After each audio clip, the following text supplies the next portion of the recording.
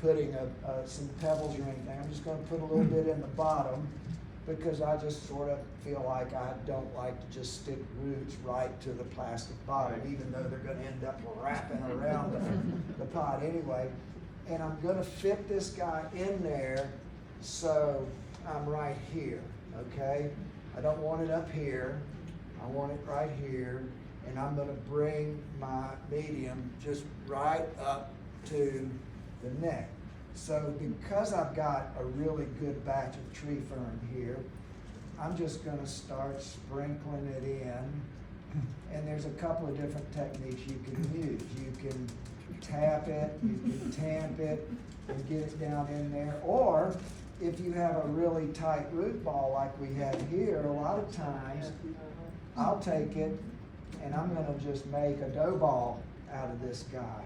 And I'm gonna work it in first.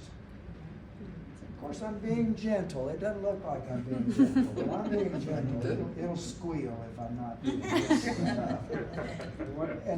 One thing, it's tempting to, since it's a big plant already, it's tempting to put it in an oversized pot. So I'm up potting, and so see now, I don't have to worry about whether I've got air cavities in there, because you really don't want your air cavities. You want, whether it's bark or sphagnum or tree fern or whatever you're using, you want to have medium all around your roots, see?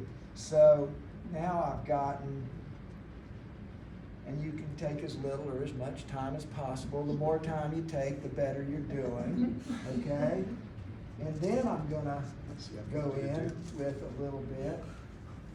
I'm gonna drop this guy right down in there. Yeah, he's fitting in there nicely.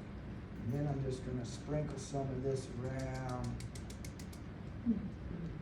And I might take my handy dandy little stick that I'm getting at Ingles for $1 a pack, you know.